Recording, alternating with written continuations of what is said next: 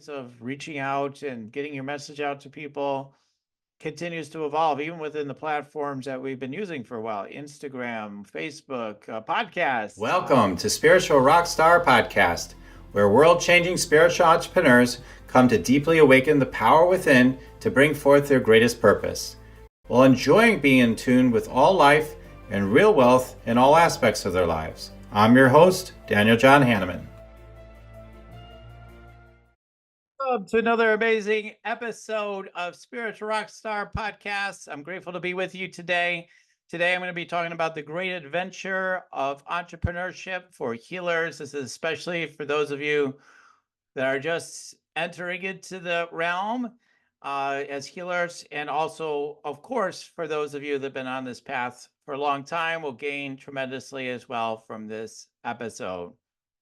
So I wanted to address this because it is quite a great adventure, right? It's a sense of adventure for many of us that get into, doing this as a business, doing our healing work in the world, and yet it's filled with so much opportunity, enjoyment, fun, inspiration, all this stuff if we let it in. And at the same time, we have so many challenges. We have so many painful points along the way. So I want to talk about all that, how to navigate it after my 15 plus years, over 15 years since 2006. So that's more like 18 years. 18 years of being online and being in business, even longer than that, with a sideline private practice that I had as a counselor back in the 2000s. So so let's go ahead. We're going to dive right into it and how you can navigate it as a spiritual rock star, in 2025. All right. So, like I said, I've been at this for a while, for the last 18 years. I started off as a therapist. My background as a therapist came out of my desire to understand more about myself and other people. And that was a great adventure because I felt like, why are people the way they are? And I wanted to learn more about that, right? It always comes back to, we're curious about something, we want to learn about it. And so I did that through the typical routes, I guess, at first, journaling, reading books, some personal development. And then ultimately, I went in and got my master's degree in clinical psychology and went out and got counseling jobs and had a counseling practice on the side, and did all the certifications and things like that I did. Got online in 2006, and I remember back then I was learning about how to create a website that would be good for the spiders online and to get organically found and whatnot. And it wasn't crazy to think about getting listed on the first page back then. It was a little bit more attainable to really rank high in certain keywords. And you can still do it to this day, but it's definitely more in depth now with so many people online. So more than ever, it's quite an adventure, being an entrepreneur. Now, things have changed over the years. The landscape changes as we go along, and almost year to year, things are starting to change within the landscape of being a healer online, especially. Most of you probably that are healers do an online business. You might do some in person. A few of you listening might do only in person. But in any case, I'm talking primarily to those that have an online business. The ways of reaching out and getting your message out to people continues to evolve, even within the platforms that we've been using for a while: Instagram, Facebook, podcasts, all these different things. And so my point is, there's so many, there's summits, there's so many different ways. And so with the plethora of opportunities, it can really, if you're just getting started, it can seem like, where do I go? How do I do this for me, though? What's the right path for me? And so how can you determine, like, what's the right pathway? I mean, that's one of the questions. So that was one of my first questions. So as I kind of go through this, I'm going to talk about my own experience as I recall it. By the way, I didn't take notes extensively of everything that I did every step along the way, but I remember when I got started, it was about getting that website, dialed in was a big piece of it. And then feeling like that would be my square, right? So a lot of people feel like that's what's going to help create their business is getting that website set. And we're often running to have a business as a healer in our Great Adventure of Entrepreneurship. Only to find once you get the website done that nobody contacts you, right? Because especially in this day and age, you probably get like no one's just going to find your website and contact you for the most part. So you might get lucky, but it's not likely to happen. So you have to find ways to reach out to people and connect with people. And I think today, really, it's gotten to be more complicated, even though there's so many more opportunities, because there are so many different ways you can go about it. You can decide you're going to start doing DM campaigns to people on social media, which healers are going to be mostly allergic to. You can do posts and call out for responses and all that sort of thing that you see all the time. You can do reels and educate people. And then at some point, like, hey, I got a launch. Hey, do you want to come in? You've got YouTube channels you can create. You can monetize your YouTube channel. You can build a following there. You can drive people to your own website and then have them opt in and get them to know you in that world. You could, again, have a podcast, have amazing guests, build your audience, get well known among influencers and others, and build all that can happen within that.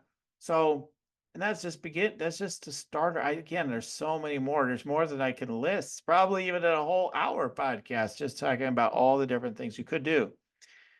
So when you come in, it's very fun at one level, like I'm creating this thing.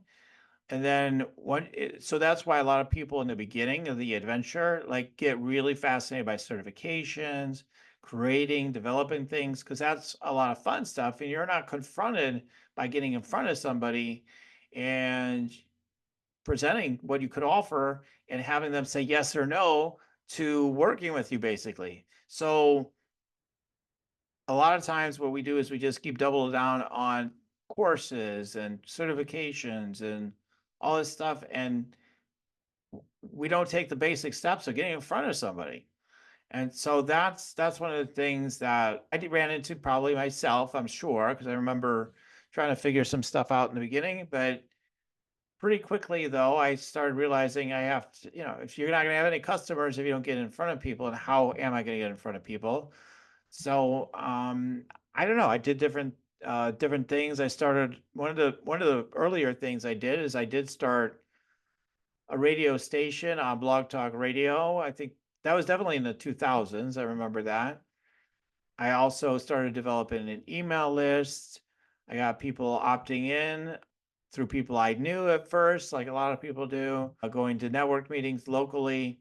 So I started local, like a lot of people traditionally have gotten started locally. And then back then, I mean, Facebook just got started around 2006. So there wasn't this idea you could build this business just on social media. That's a pretty new idea. I mean, it's not that you can really you could just do social media. That kind of idea wasn't so present until into the 2010s, later on in the 2010s, I would say even more so from my experience. So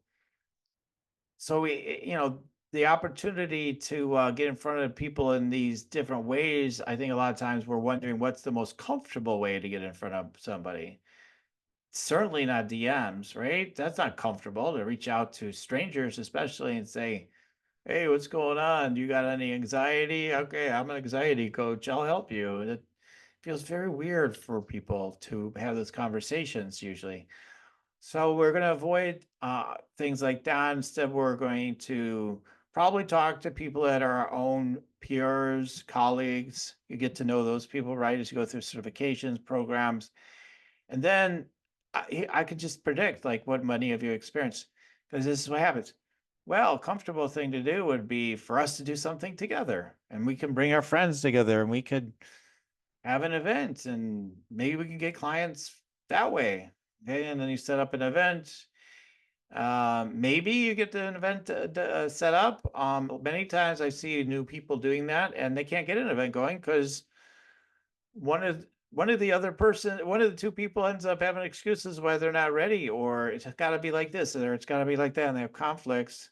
The whole thing blows up, and it doesn't even happen, or if it happens, it's not that successful or not successful at all. So again, it's not universal. I'm just saying like that's more typical. It doesn't work, or you don't really get clients. Oh, we just had a fun time. Like I just remember even more recently, somebody saying, "Yeah, me and so and so did something together, and they're both past clients of mine. One was a current client, and one was a past client, and they just went on their own. Decided we're doing this thing together, and they did it. They said, "Oh, it was fun," but we didn't. Nothing else happened. It was fun. It was really good for what it was. And then they move on, and it's fine. I mean, you want to get all the experience you can when you get started. So it's all part of your learning and pathway in. But again, those things happen primarily because you're not willing to take the most direct path, because you don't want to experience the discomfort of the most direct path. So whatever it may be, DMs aren't the only thing, but I keep focusing on that because that's something people feel very uncomfortable with. I think is even slimy and gross or whatever. And hey, listen, I am as quick as anybody to delete DM solicitations, or maybe not super quick because I'm always curious, but I don't ever, on average, I don't usually engage. Every once in a while, I do. So, but yeah, think about it as a direct path. If you can identify who your market is online, you start sending them DMs, even just to have a conversation. It can be a very direct way, but if your heart and soul isn't into that adventure, it's not likely to yield good results. It's not likely. It could, but it's not likely. If your energy isn't into it, chances are they're going to feel that, and it's not going to go well, almost 100% of the time. So what's the answer? Who knows? But I know some answers to give you, but my point is, who knows? Because you got to tune in and see what's true for you, which is one of my core teachings. It just so happens, that you want to have something to offer that you really enjoy to offer, that feels really good for you to offer. And whether you're speaking or you're in a network situation, I mean, networking to me is the no-brainer one. There's tons of people you can find a network with, tons of people you already know you could network with. And you just start, sharing about what you do with people. And yes, referrals can happen or not, but it gets things started, and they may have insights. But also, what you can do is the people you're networking with potentially could be clients. And if you have something to offer them that's compelling to them, they may want to take advantage. You give them a taste of what it is like to work with you. And then they may write testimonials, they might send you referrals. Yeah, I know sometimes it just turns into a trade thing where, okay, yeah, I'm going to sample you what I got. And again, that's not completely wrong. Although if you get too deep into it, like that's all you're doing, you have no business, you're just trading services most of the time. So you want to be careful about that too. So how do you do it? How do you go about doing it? I mean, one of the approaches can be is just to say whatever you're going to offer. Like I offer energy scans to people. First and foremost, I mean, I love offering energy scans. So it's just my practice. Keep offering energy scans. My ability to channel, be psychic, tune into people and their energies, and see what's going on with them, what wants to be shifted or healed, also what their strengths and gifts and abilities are, see what the money blocks might be. So many things I can tune into. And through that scan, then we have opportunities to do healing and/or intuitive business coaching as we continue to talk about what they want to do in their business. And it all kind of flows from the energy scan, and it can all work really well. So I teach that system. You can offer energy scans to be able to see what people's real deeper issues are. Because if the energy isn't right, everything else tends not to be right. And then to make offers afterwards. And then how to do that effectively is what I train people in, because I've done thousands of energy scans for people. And not that I'm the number one salesperson in the world, but I am sought after by others who are looking to strengthen their sales teams, because there's a magic to my process and also my wisdom and knowledge and abilities with facilitating sales. Even though, again, I wouldn't say I'm the world's best salesperson, but I just have discovered things over the years. And also, a lot of it's about being attuned and loving and caring about people and all that. Do you want to meditate and make money? Let it be simple. Let it be easy. Let it be fun. Go to yoursacredpurpose.com and get your free meditate, make money meditation today. But how do you discover all these things? How did I learn what I've learned with tuning into people, scanning them, learning how to get clients and like work, move through my own visibility and self-worth issues and all the things that healers have to do on this entrepreneurial journey? It's an adventure, right? So there's days when you're so excited and you're doing new things and new people are getting these great results and epiphanies are happening and people are crying or saying this has never happened for me before in my life. I'm free now, or whatever it is. We get to experience all of that and the joy of that. And then we get to experience maybe there's somebody for whatever reason they're upset with you, right? Or a client where they claim you didn't do the right thing for them somehow. Then you have that to deal with, and you have those challenges, and you might feel crushed. You might feel, or you're struggling. Usually, struggling. You have great work, but you're struggling to get clients or enough clients or clients that pay you enough to make it worthwhile as far as a full-time business or real livelihood. Or so you find yourself continue to work on other jobs or find other things to pick up because although it's fun and your great adventure you're doing with this business, you can't get it off the ground because you just can't get it going financially. And so you have to, first of all, you have to, on this adventure or the ups and downs, is you have to embrace all of it. You know, you have to fundamentally say, I know it's going to get really uncomfortable. I know there's going to be days that I feel so sad or so angry or so upset or whatever, so frustrated, so irritated. I know there's gonna be days like that. There might be multiple days. There might be weeks, maybe, that I feel that way, like for weeks, even with multiple weeks. There might be periods of time that come up. But if you commit yourself to moving through all of those, so-called valleys, you'll find yourself coming back to elevated places again and again. And you'll find eventually, sooner or later, you'll find breakthroughs. You'll discover and learn new things, things that'll work. Because I, for years too, in the beginning, had issues with getting new clients and had all those type of issues and challenges. So, but the difference between me and someone else who hasn't experienced real success in the field yet is that you just haven't allowed yourself to move through that discomfort or to even enter into it. And therefore, you haven't got the learning you need and you haven't built the energetic muscle to align with your higher self and your guidance and everything, which often happens by moving through these inner challenges and barriers and blockages that might be inside you. And sometimes it's just moving through the energy rather than, well, let me get another healing session to clear it up. I mean, that's part of what you should be doing for sure. I'm a healer. So, yeah, of course. And that alone can produce new results to a degree. But if you're not willing to continue to face uncomfortable situations and things, you're going to find more challenges and lack of growth. Lack of growth is what will happen. So you have to be willing to go to those places.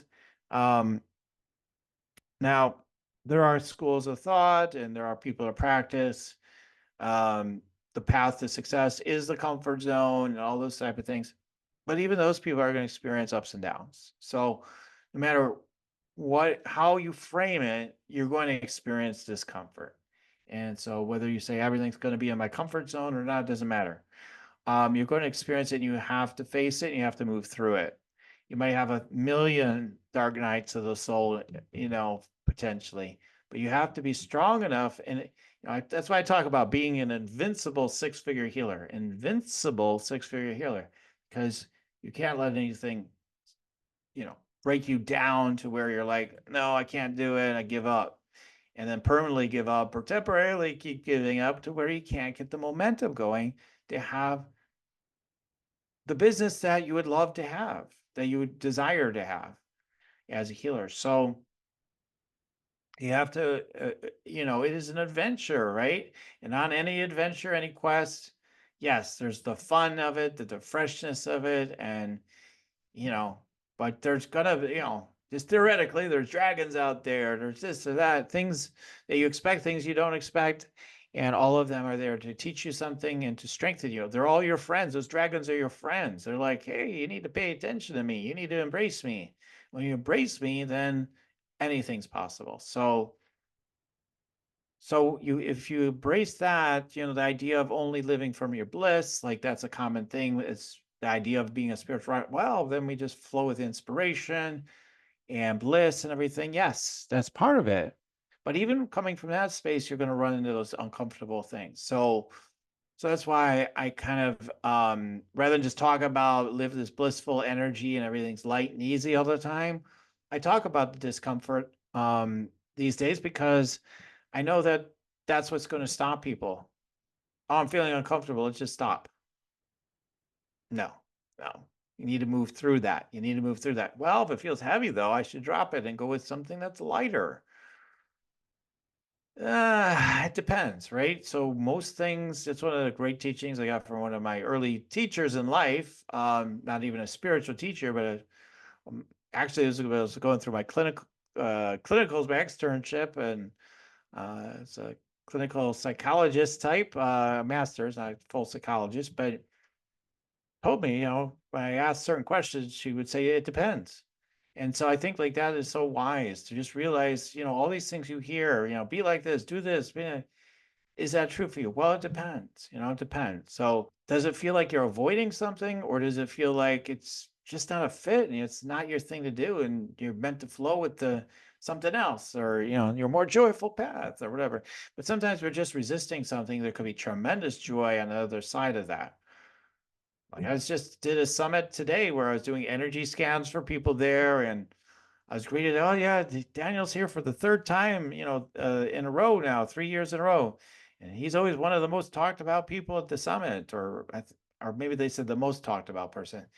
And so that we keep bringing him back. And so mostly I was, feeling good about it, going in and whatnot, but there's a lot of tension going into it. So no matter how long I've been doing this, there's the sense of, could I get it wrong maybe, or how could it go wrong, so to speak, or something like that. No matter how many times it goes successfully, we can still have some of those feelings that can arise. And so usually for me anyway, I find that the more that energy shows up, usually it's just excitement showing up as heaviness and oh my God, I'm doing this thing today. And then it goes really well. So usually it's a sign that things are going to go really well. So when you feel a heavier energy around something, but you feel the big opportunity in it, usually it will go really well. If not, you're going to learn something phenomenal from it. So there's so many things, so many portals you could pick. How do you pick? I mean, for me, I constantly am asking the questions, what is the most expanded, most effective, joyful, fun path for me to do well, to help people and profit in my business, do well, thrive at the highest level of my business? And I don't always settle myself on just the first oh, I got it, like the first knee-jerk reactions only. Like I do go with it, but then I keep asking, is this the right direction? So I keep asking, are there alternate pathways? It's like the more in your business that you keep asking inwardly more questions and looking for answers, most of you will do better, faster in your business. I get there's all these levels of actualization. Some people are like, no, that's not how it is for me now. But usually you didn't get there first, like you didn't start in the stillness and everything just downloads too easily all the time. And I don't even believe that happens to anybody completely all the time, but uh, usually like you need to be asking a lot of questions. So the more curious you are, the more questions you ask of your guidance of source, and then flow with that. That's being a spiritual rock star, and then moving through the discomfort. That's a spiritual rock star. You move through it no matter what. You rock it out, rock it out, rock it out, rock it in, whatever. But you rock it, you move through whatever it is. And so the sales thing, right? The money thing, you've got to embrace those sales. You got to embrace the sales conversations. You got to embrace being enrolling. You got to embrace being persuasive, not to try to tell people to do something they wouldn't want to do otherwise for their not betterment, but to encourage people for healing, for transformation, that they may want to resist and have a lot of reasons why they can't do it. I don't have the money right now. At the timing's not good. And, you know, it could be true, but often it's not. It's just they're making up stories and ideas because they're scared. They're just scared. And you need to take a stand for them. So by not embracing the sales, you've got an issue. So sales is something that needs to be embraced. And the more you practice it, the better you get at it, right? You want to constantly be reviewing your sales, like whether you listen back, like some of the top sales trainers say they listen back to a bunch of their calls or a lot of their calls or all their calls. And then others just like, for me, I haven't done a lot of that yet over the years, but I've done more of just reviewing after really everything I do almost at some level. But after I do something, especially a sales call too, even if they come on board, I'll review how did I go? What do I think about how I handled that, And then I make adjustments from there. So you just keep learning. And if you're afraid to be visible in the first place, to be able to gather people that would want to work with you, that's another level of resistance you have to move through. All the clearings of the world won't solve the problem. It could help, but they won't solve the problem. You actually have to start getting in front of people while you continue to get clearings, perhaps, but you have to do both. You can't just say, I don't know, somebody has to clear it out. So yeah, there's so many different aspects of challenge. But once you keep moving through each level, like just speaking here on this podcast by myself, doing solo Facebook Lives have not felt the best for me, but I moved through that discomfort and it impacts people's lives positively. And sometimes it actually does manufacture new business for me, for sure. It brings new business to me, new people that want to work with me. So I'm up for doing it, as long as it's productive and it's productive on every level. So yeah, what I would advise people not to do is to just do fun stuff in your business only. Fun is a value in my business, but also is personal power. So is integrity. So is spirituality. So is leadership. Am I embodying all these different energies? And does it feel productive for the business, not just for fun? I'm a big advocate for that, for sure. So pick the things that align on every level. You could even do listings. Like, actually, I think I first started doing this at with coaching I got, like to come up with like a list of different marketing activities you could do that you think you might really love, um, and then rank like which ones you would love to do the most. Like that's one way to do it. There's so many creative ways of fleshing it out and deciding what's going to work best for you. But usually every single path, eventually you meet that discomfort no matter how easy you try to make it for yourself. Okay. So you'll have to keep moving through that. Things will not go as expected at times. In fact, I will say often things will not go as you expect from your mind. Often it'll be different than what you thought.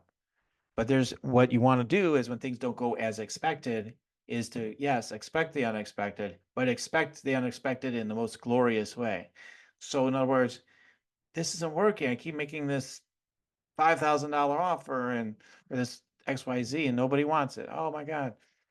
Okay. Well, maybe the adjustment is they want a $25,000 offer, a different audience, and that would do really well. But you need to realize that's where direction you should go. So thank God the 5,000 isn't selling, because you should be taking it to another level with this other offer, right?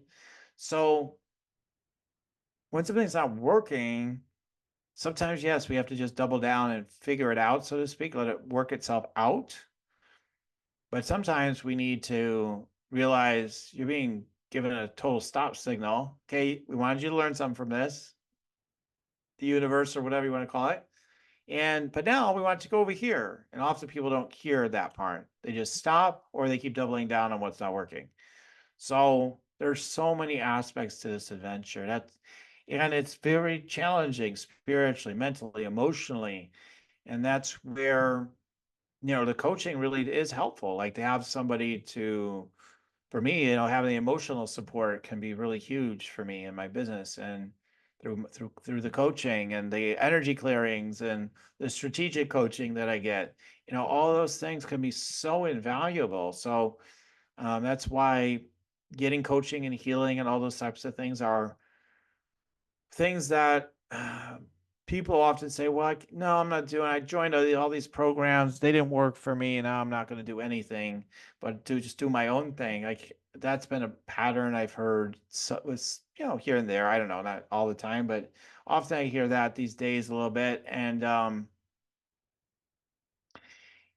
maybe that's the right thing for somebody to do, but also it could be that you just haven't found the right support yet. And who is the person that you're wanting to learn from? Who is there a coach or a healer or whatever that you aspire to be more like? You don't need to be like them, but more like them, someone you feel drawn to. So look for those teachers, and whether they're guests on my show or wherever you're listening, and listen for who those people are, because you get a feeling, but we don't always trust that feeling or that intuition and then follow through.